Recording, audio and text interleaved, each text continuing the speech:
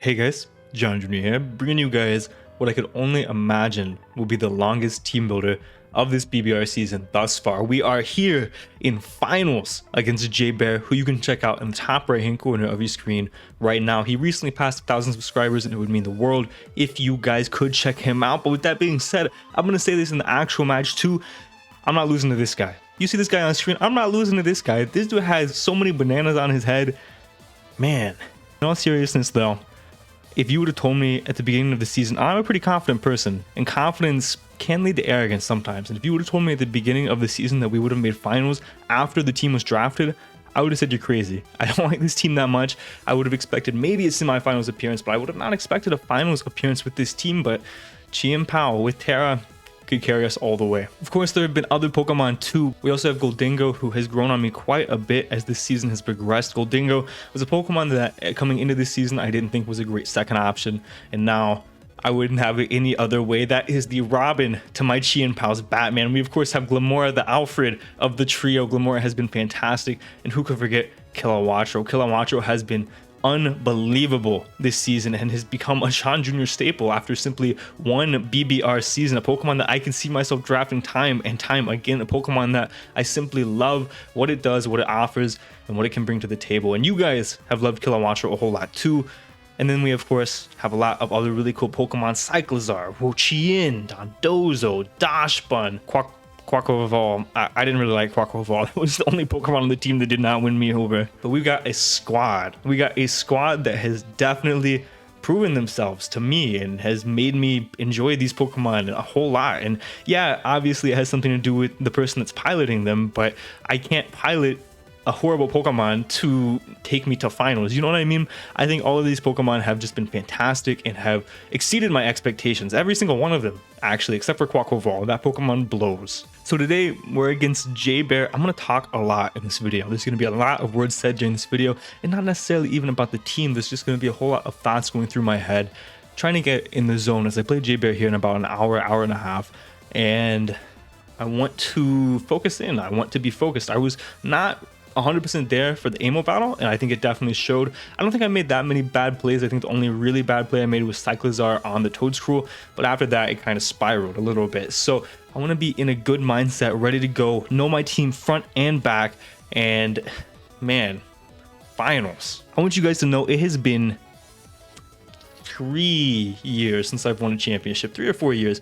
I've got 7 championships under my belt, so I got a couple of those things, but I don't have ones in Gen 8. I didn't play a whole lot of Gen 8 to be fair, but I did make finals I think 5 times last generation, losing every single one of them.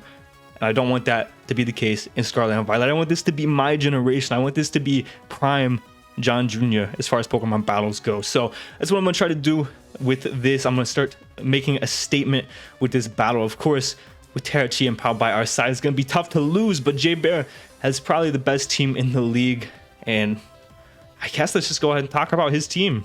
J-Bear's team, the other finals team, is a team that everybody was talking about the whole season. It is the best team in the league. Second, maybe to Owens, but it's between those two. I personally think this team's a little bit better, and probably our second worst matchup. I think we match up Mon for Mon a little bit worse than Owen, but that is fine. I am okay with this. I am here and I am ready.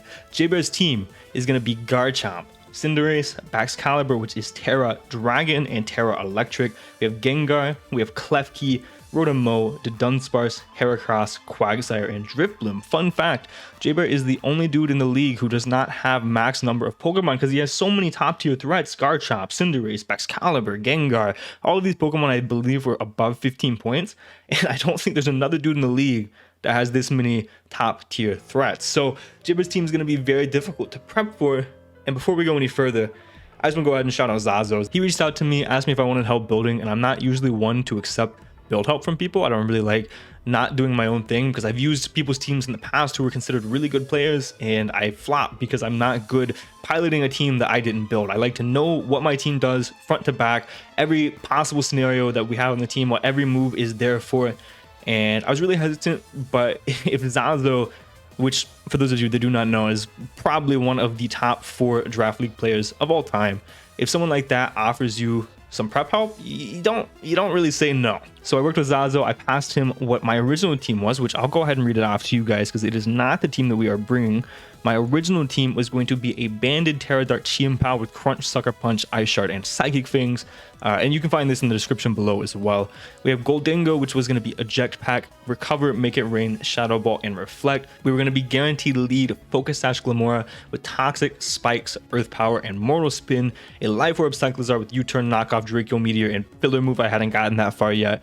An Unaware Dondozo for the Dragon Dance Excalibur with Simply Bulldoze right now. I didn't get super far with that. And then a U-Turn, Thunderbolt, Hurricane, and Feather Dance Kilowattrel. This was the team that I came to Zazzo with, and he bounced back another team that he actually built himself. And the functionality of the team was actually pretty similar. It also has the likes of a lead Glimmora, a Wincon Chien-Pao, a very similar Kilowattrel, actually almost identical Kilowattrel to what I had. So there was still some very good similarities to where it was a team that I would be comfortable with using. And I made a couple tweaks to it, and I talked through with Zazzo. He gave me a bunch of notes, and it might be a little bit uncomfortable to use a team that I didn't build for me as a player, but I do think that the team itself is a team that I'm going to be comfortable with. I'm going to go back right now and talk a little bit about Jaybear's team. I might edit this before I talk about Chien-Pao, and I hope that I do. I probably should.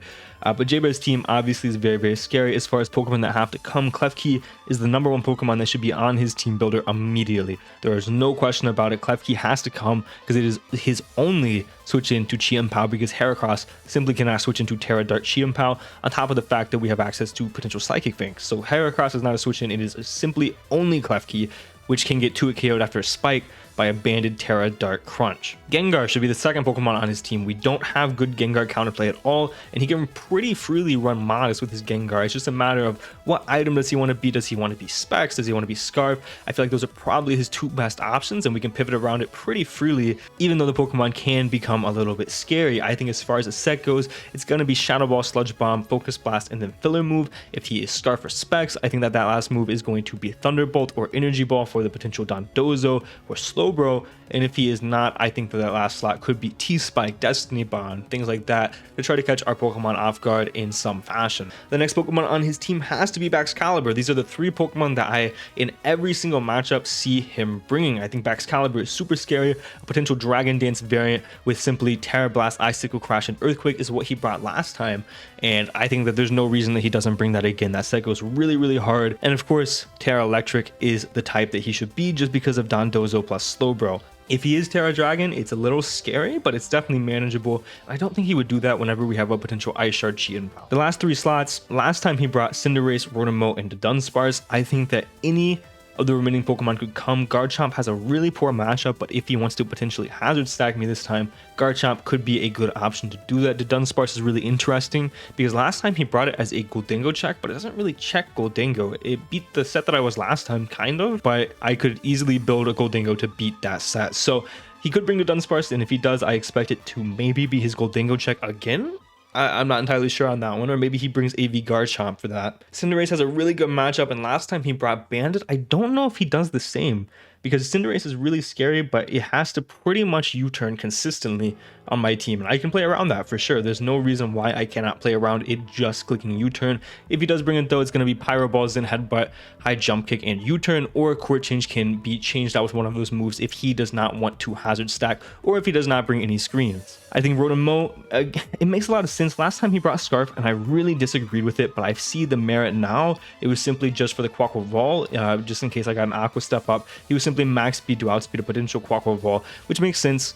But I don't know if he's going to do that again, because I don't know if he expects me to bring Quaquaval. But Quaquaval does do very, very well against Jaybear, so it is entirely possible that he just simply brings Scarf, Rotom once again, with the same moves that he was, I believe, was Volt Switch, Thunderbolt, Leaf Storm, and Trick. Heracross has a lot of merit here if he is Scarf. I never see this Pokemon coming if it's not Scarf. Scarf can outspeed things like Chien-Pao pretty seamlessly and do a lot of damage to our team, but the only problem is we have really good counters to this Pokemon in Dashbun and Kilowattrel, and even if he is Scarf, Gholdengo plus Slowbro can put a stop to that Pokemon, so I don't really see it coming, but it could be a potential late game cleaner that he brings. And then Quagsire, I'm not going to talk about Drifloon because I really don't think Drifloon could come. If it does, then I'm surprised because I have Chien-Pao plus Gholdengo plus Glimmora plus Kilowattrel. There's simply no real reason for Drifblim to come. However, Quagsire definitely does have some form of utility here just because of the fact that I have Quaquaval.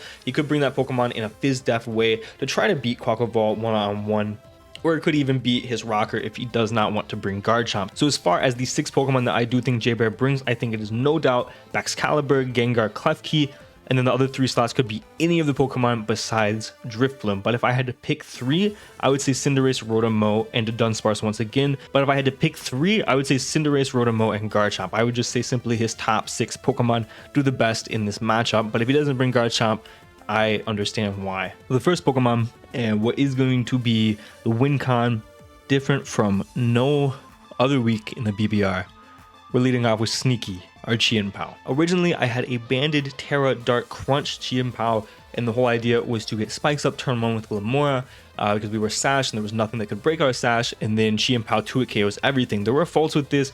Obviously, there's potential hazard stack, and he could just sack something and then send Klefki in, and we would have to pivot and pivot and pivot our Chien-Pao, and eventually that Pokemon would die. So I think that was originally why Zazzo pivoted from that and went with a Swords Dance Black Belt Chien-Pao. And he explained it to me really well. So the whole thought process behind this Chien-Pao is we get 2 Swords Dances up and we win the game. And we could do that pretty easily because we force the Klefki in. If we send this into revenge, something like the Gengar or the Garchomp, something like that, we pretty easily force that Klefki in. We Swords Dance on the switch in, and we Swords Dance as he gleams us or play roughs us, whatever the case may be, and we'll live whatever hit he wants to go for. And then we can Sacred Sword, kill him, live the hit, and we are in a fantastic position to potentially even win the game if he does not have a Scarfer. Obviously, before this though, we are going to want some information. We're going to need to know what Scarf, so we know what to Sucker Punch on, what kind of potential sets that he has. We need to chip on a couple of different Pokemon, but we can do that. We can do that pretty easily, and I'm very comfortable with this Chien-Pao as the win con. Even if the Klefki gets chipped in any fashion, then we only need it +2, and then this Chien-Pao can kind of just win the game. Our EVs are 152 HP, 168 attack, 60 special defense, and 128 speed Jolly. This is enough speed to outspeed a max speed Cinderace because unfortunately max speed Cinderace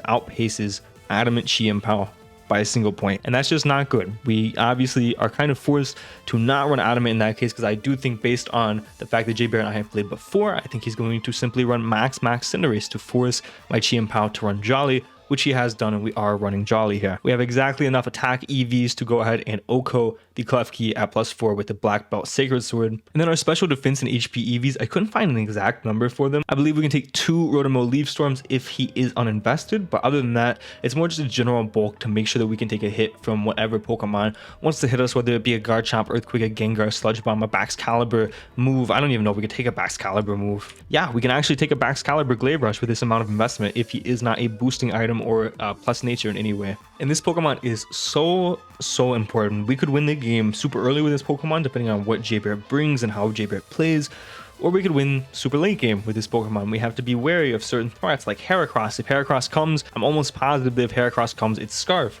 So we have to watch that, make sure that it is in range of a +2 Terra Dark Sucker Punch, which actually it doesn't need that much chip for. It does minimum 76%. So he has 2 rock switch-ins and then he's in range of that guaranteed. And we of course have to be mindful of the Klefki Reflect. If he reflects with the Klefki, we still live a D-Gleam hit. We can just Sacred Sword twice to kill that Pokemon. It will be in kind of a worse spot, but we can use Chien-Pao more of a breaker once that Reflect goes down, because then he will have no resist to Terra Dark Crunch, unless he brings Heracross, but again, we're doing so much damage to that Pokemon. And the easiest way for us to get this Chien-Pao in, like I said before, Gengar has a very good matchup against us. Essentially, once he kills any of our Pokemon, we can go into Chien-Pao, force that Pokemon out, and get a Swords Dance up. It doesn't even have to be Gengar. It could be Cinderace, Garchomp, Excalibur, any Pokemon that's not a Scarfer. As long as he still has Klefki alive and healthy, we can pretty easily Swords Dance as he guaranteed switches out, because he's going to need all of these Pokemon in order to beat us, and Klefki is a pretty safe switch into Chien-Pao.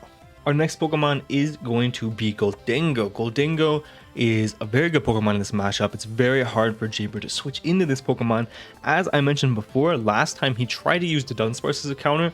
which doesn't really counter Gholdengo, and I could build a set to beat that. Zazzo gave me a super interesting set. Originally, I said I was eject pack. Zazzo gave me weakness policy, a very bulky Gholdengo with nasty plot recover, make it rain, and shadow ball. Dual stabs are fairly unresisted on Jaybear's team, like I said. And at +2, we just started doing damage to Jaybear's team. There's not a lot of Pokemon that can get past Gholdengo, and we can actually just simply set up into Dunsparce's face. Yes, Calm Mind could be a little bit annoying, but with nasty plot plus the weakness policy, we can break through that fairly easily. So the whole point of this Gholdengo, from what Zazzo has told me, is last time I used it as a switch into Klefki and a pivot in that way. This time it's more of a trap Pokemon. It's important to keep this Pokemon healthy to catch a Pokemon off guard, because we can live almost any hit from any Pokemon except for Gengar and except for Bandit, Cinderace, or, you know, boosting item on Baxcalibur or Garchomp. We can even live a +1 Baxcalibur Earthquake, catch him off guard, and send him packing with a potential Shadow Ball, assuming he is Terra Electric.